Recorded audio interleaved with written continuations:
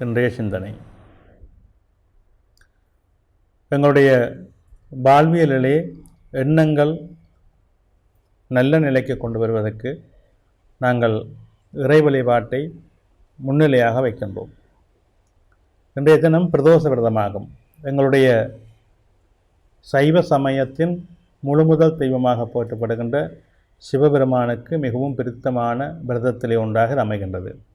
இந்த பிரதோஷ விரதம் மற்ற விரதங்கள் போல இல்லாமல் ஒரு தனித்துவமான முக்கியத்துவத்தை பெறுகின்றது. இந்த பிரதோஷ காலம் என்று ஒரு நேரம் நிர்ணயிக்கப்படுகின்றது. பிற்பகல் 4:30 6:30 வரையான காலப்பகுதி பிரதோஷ கால விரதமாக போற்றப்படுகின்றது. இந்த பிரதோஷ காலத்திலே சிவனை வழிபட்டு அருள் பெறுகின்ற பேறு ஒரு அற்புதமான பேராக அமைகின்றது. எங்களுடைய இந்த ஆன்மா எப்பொழுதுமே ஒரு யந்திரம் போல இயங்கிக் கொண்டிருக்கின்றது. ஒரு மனிதன் எந்த பிரச்சனையும் இல்லாமல் சந்தோஷமாக இருந்ததாக சரித்திரம் இல்லை.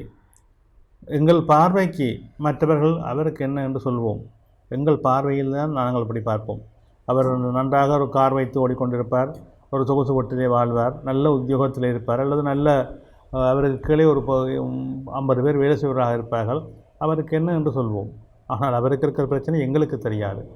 நாட்டின் ஜனாதிபதியை பார்த்தால் அவருக்கு அந்த நாட்டை ஆளுகின்றார் என்று சொல்லுவோம். அவருக்கு இருக்கிற பிரச்சனை எங்களுக்கு தெரியாது.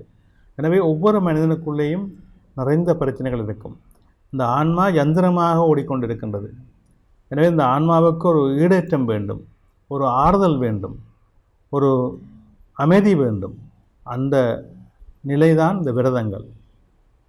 ஆன்மா தன்னுடைய எல்லா பிரச்சனைகளையும் களைந்துவிட்டு இறைவனை நினைந்து வருந்தி வேண்டுகின்ற நேரம் இந்த விரத காலங்கள். ஆக எங்களுடைய சமயத்தின் உச்சமான தெய்வமான முதற் தெய்வமான முழுமுதல் தெய்வமான சிவனுக்குரிய முக்கிய விரதம் இந்த பிரதோஷ விரதம்.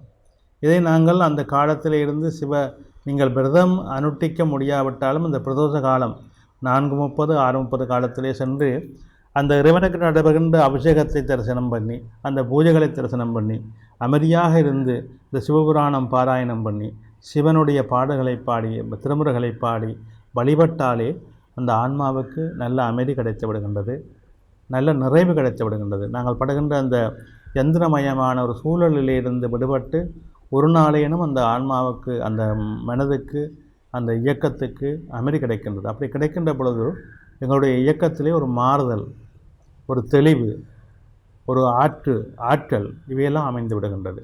எனவே இவைகளை நாங்கள் முக்கியமாக கவனித்து கொள்ள வேண்டும். இது எங்கள் எல்லோருக்கும் மிக மிக உன்னதமான ஒரு அற்புதமான வழிகாட்டலாக அமைகின்றது. விரதம் என்றாலே நாங்கள் உணவை சுருக்கி, உணர்வை கட்டுப்படுத்தி, உள்ளத்திலே இறைவனை கொண்டு வந்து நிறைவாக வழிபடுகின்ற நாளாக அமைகின்றது. அதை நாங்கள் ஒவ்வொருவரும் மனதிலே கொண்டு செயல்பட்டால் பலவிதமான சிறப்புகளையும், பலவிதமான மேன்மைகளையும், பலவிதமான நன்மைகளையும் அடைய முடியும். நன்றி.